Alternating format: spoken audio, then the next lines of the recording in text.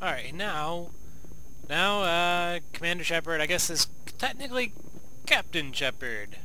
Maybe. Technically not. But, you know, whatever. Mainly because, I keep running into the fucking... Oh, whatever. Yeah. But, I don't remember if I talked to Presley about his feelings on aliens. If anyone has to take over for Captain Anderson, I'm glad it's you. I'm not sure about having non-humans on our ship, though. We're all on the same team here, Presley.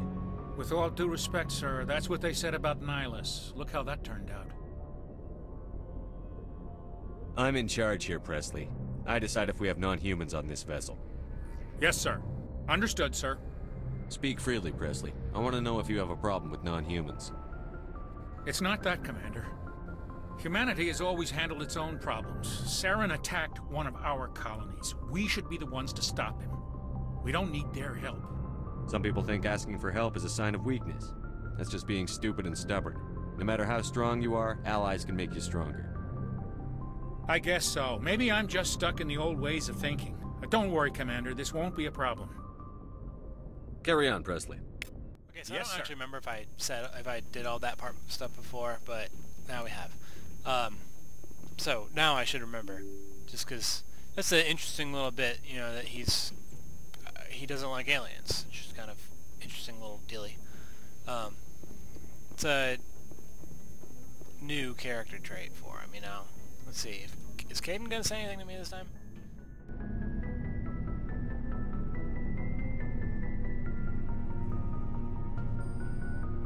Anything you need, Commander? Just trying to get a sense of where the crew's at.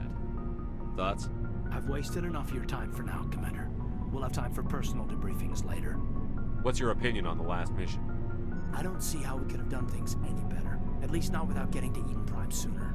And we were on the scene faster than any other Alliance ship could have been. We'll talk another time, Lieutenant. Commander? Okay, well, he doesn't say much, but oh well. Pretty sure that I can investigate one of these fucking pods. There it is. It wasn't letting me do it before. It's annoying. Oh well. But yeah, now that I've done that first mission, now that I've actually got control of the ship, I'm actually able to talk to people a bit more and get to know them a bit better. Ooh, I can get all my Menagel back. Yes, Commander? Is there Oh, I've something already you talked to her about all that I stuff. should go. Goodbye, Commander. Alright. I don't remember where Ashley is, though. Oh, yeah, I do. Wait, no, I don't. What am I doing? No, she's downstairs. I remember now. Let's just go talk to Ashley. Maybe I still have not decided which Primate's path I'm going to take in this, because there are two main ones that I can take.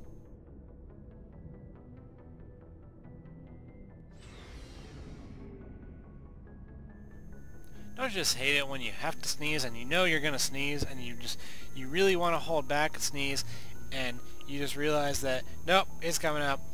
It has to go. It's not gonna stop. Yeah, that's what just happened.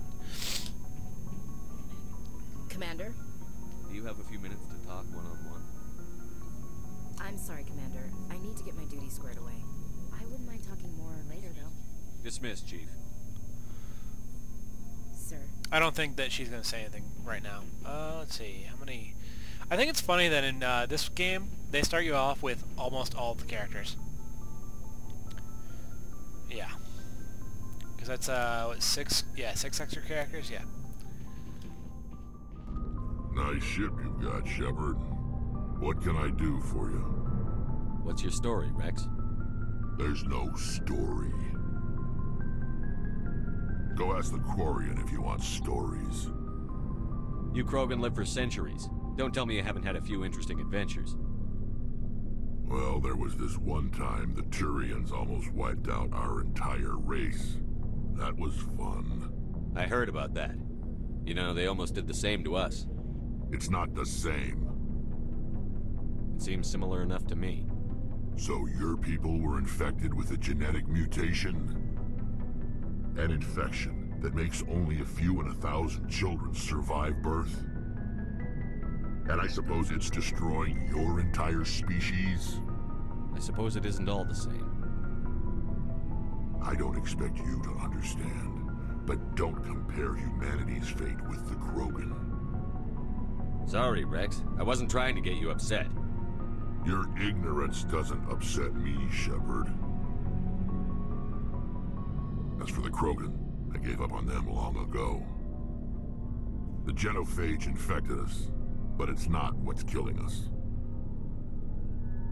What can you tell me about the genophage? Ask the Solarians if you want details. They made it. All I know, it makes breeding nearly impossible. Thousands die in stillbirth, and most never get that far. Every Krogan is infected. Every one. And no one's rushing to find a cure. Why don't the Krogan try to find a cure? When was the last time you saw a Krogan scientist? You ask a Krogan, would he rather find a cure for the genophage or fight for credits? He'll choose fighting every time. It's just who we are, Shepard. I can't change that. Nobody can. Are your people really dying? We're sure not getting any stronger. We're too spread out. None of us are interested in staying in our own system. Lots of species have left their homes and prospered. But they go to colonize new worlds. We're not settlers. We're warriors. We want to fight. So we leave. Hire ourselves out. And most of us never go back. So long, Rex. So yeah, that's a very interesting and actually important thing to mention. The genophage. It is basically, simply put, it is long-term genocide. They infected the Krogan homeworld, and every single one of their offspring ends up, you know, getting sick. Like I guess they just can't. I think they just can't like give birth. Like the babies like just basically die every time. And so yeah, it's an interesting little thing to know. And also, fun fact, you don't actually see it until the second Mass Effect game. It's actually kind of cool. But yeah, when Krogans are actually smarter than they seem, I know Rex just mentioned, you know, there not being any Krogan scientists, but that's kind of a lie because there used to be. Because as soon as one of my friends put it, the Krogans split the atom and immediately nuked their own planet. It's probably the best way you could ever put it, because that's essentially what they did. Yeah, you'll see later if I continue this. I really hope I do. Dude, I love Mass Effect, so I'm gonna stop talking about how much I love Mass Effect. I'm just gonna keep playing. Let's just talk to Tali. Your ship's amazing, Shepard. I've never seen a drive core like this before. I can't believe you were able to fit it into a ship this small. I'm starting to understand why you humans have been so successful. I had no idea Alliance vessels were so advanced. The Normandy's a prototype. Cutting-edge technology. A month ago, I was patching a makeshift fuel line into a converted tug ship in the flotilla. Now, I'm sitting on board one of the most advanced vessels in Citadel space. I have to thank you again for bringing me along. Traveling on a vessel like this is a dream come true for me. I had no idea you found ship technology so interesting. It comes with being a Quarian. The migrant fleet is the key to the survival of my people. Ships are our most valuable resource. But we don't have anything like this. We make do with cast-offs and second-hand equipment. We just try to keep them running for as long as we can. Some of the fleet's larger vessels date all the way back to our original flight from the Geth. I can't believe your fleet's still using ships that are 3 centuries old. They're constantly being repaired, modified, and refitted. They aren't pretty, but they work. Mostly. We've tried to make ourselves as independent as possible on the flotilla, grow our own food, mine and process our own fuel. But some things we just can't make on our own. A patch to maintain the hull integrity requires raw materials we just don't have. That's why our pilgrimages are so important. I want to know more about the Geth. I doubt I can tell you anything you don't already know. It's been almost 3 centuries since they drove my people into exile. All I know is the story of their origins. What they were when we created them, and how they turned on us. Interesting. The Geth were originally created to serve as an automated manual labor force. Initially, their intelligence was as limited as any VI. Over time, we made small modifications to their programming to allow them to perform more varied and complex tasks, bringing them closer and closer to true AI status. How come the Council didn't step in and stop you? This wasn't true AI research. We may have been skirting the bounds of the law, but we never did anything that was actually illegal. The changes were so insignificant, so gradual, that we were able to control them. Or so we thought. But one thing we underestimated was the power of the neural network. 1 million Geth thinking simultaneously created an inherently unstable matrix. What made them rebel? As we built more and more Geth, their effective intelligence became more sophisticated, more abstract. One day, a Geth began to ask its Quarian overseer questions about the nature of its existence. Am I alive? Why am I here? What is my purpose? As you can imagine, this caused a near panic among my people. I don't see what's so bad about those questions. The Geth were created to engage in mundane, repetitive, or dangerous manual labor. That's fine for machines, but it won't satisfy a sentient being for long. The Geth were showing signs of rudimentary self-awareness and independent thought. If the Geth were intelligent, then we were essentially using them as slaves. It was inevitable the newly sentient Geth would rebel against their situation. We knew they would rise up against us, so we acted first. A general order went out across all Quarian-controlled systems to permanently deactivate all Geth. The Geth responded to this order violently. You can't blame them for fighting for their survival. We had no other choice. The Geth were already on the verge of revolution.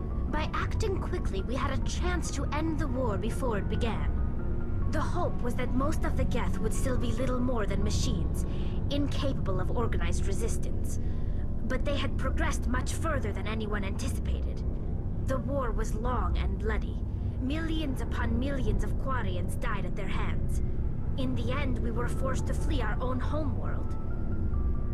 We feared the Geth would pursue us, but they never came beyond the Veil. Now we drift through space, exile, searching for a way to reclaim what was once ours. Tell me about your people. Our lives aren't easy. Resources are scarce, and we are constantly on the move. Everything we do must in some way contribute to the continuation of the migrant fleet. There are 17 million Quarians in the flotilla, and each of us relies on the others for survival. The bonds among my people are strong. Unfortunately, we have had to surrender many of the freedoms and civil liberties other species take for granted. What kind of freedoms? Well, it's illegal for parents to have more than one child. If our population grows too much, it would strain our resources to their breaking point. Of course, we also can't allow our numbers to become too few.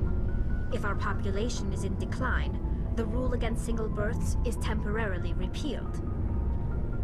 In extreme cases of population decline, incentives are even offered to encourage multiple births, though the Conclave hasn't had to take such measures in nearly a century. That's your government. The Conclave is our civilian branch of government. Each ship can elect a representative to serve on the Conclave and make decisions that affect the fleet as a whole. On matters that affect an individual ship, however, the captain has the final say.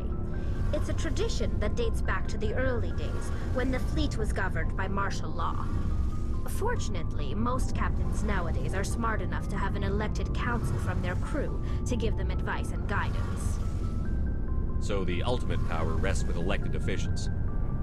In practice, the Conclave and the respective council for each ship tend to set the rules that govern our daily lives. But in theory, we are still under military jurisdiction. The 5 top-ranking military officials in the fleet serve on the Admiralty Board. These 5 have the power to overrule any decision by the Conclave in case of emergency. To do so requires unanimous agreement among the Admiralty, and they can only do this once. After that, the entire board must resign their posts. It's a safeguard that served us well. In nearly 3 centuries, the Admiralty Board has only overruled the Conclave 4 times. I want to know more about the pilgrimage. When my people reach maturity, we leave our birth ships and seek acceptance with a new crew. It's necessary to maintain genetic diversity among the fleet.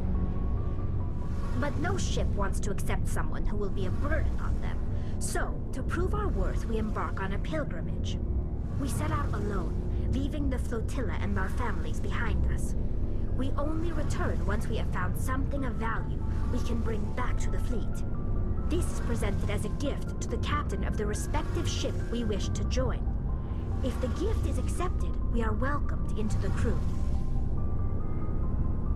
I can't believe they just send you off alone. It's not like they just cast us out. Before we leave, we are given lessons in how to survive outside the flotilla, and given gifts to help us on our journey. We also receive implants to fight off sickness and disease. Generations of living in an isolated and highly controlled environment have left our immune systems weaker than most. By the time we leave the fleet, we are well equipped for the pilgrimage. This is a rite of passage for all Quarians. If it were dangerous, our numbers would suffer. Virtually every pilgrimage ends with a triumphant return and the ritual presentation of the gift to one of the fleet's captains. Can a captain choose to reject the gift? That doesn't happen often. Most captains are eager to increase the size of their crew. It increases their own standing in our society. Even when a gift is not particularly valuable, the captain usually accepts it out of a sense of tradition. However, there is a stigma to presenting a substandard gift. It's not the best way to make a good impression on a new community. Most pilgrims don't return until they find something worthwhile. I want to talk about something Like else. what? I should go.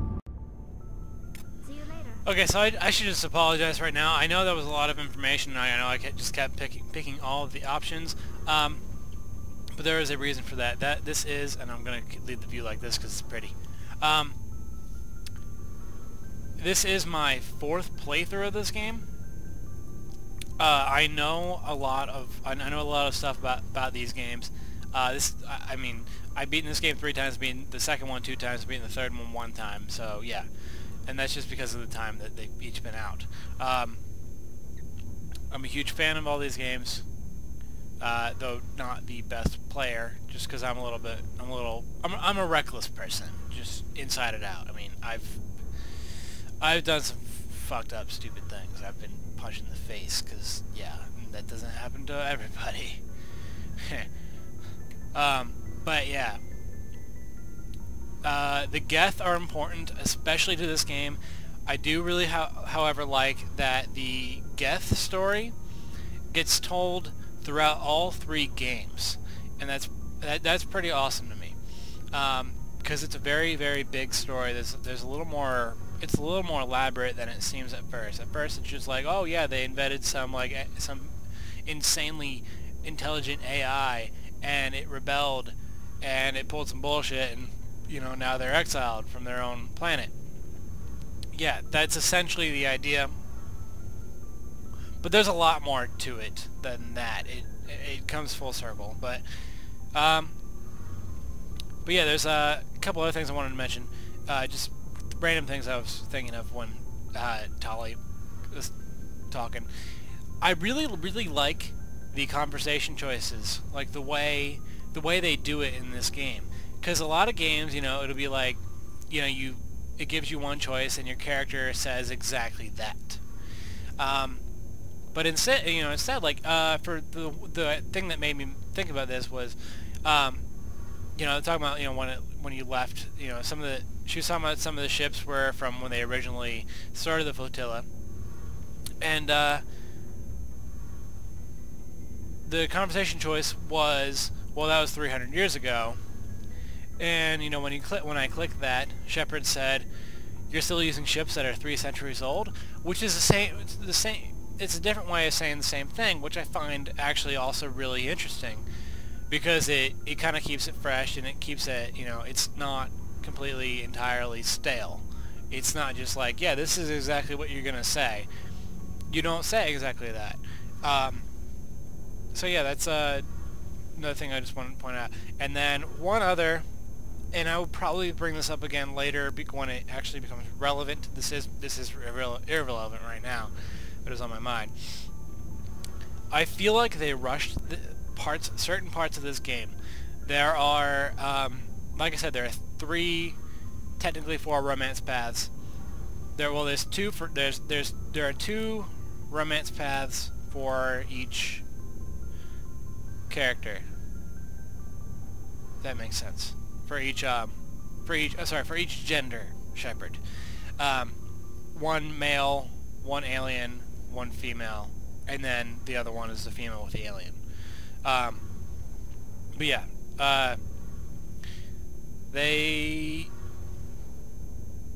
so like Tali over here, she's one of my favorite characters throughout the series, and she's one of the 2 consistent characters. She and Garrus are the only 2 consistent characters throughout all 3 games as far as allies go.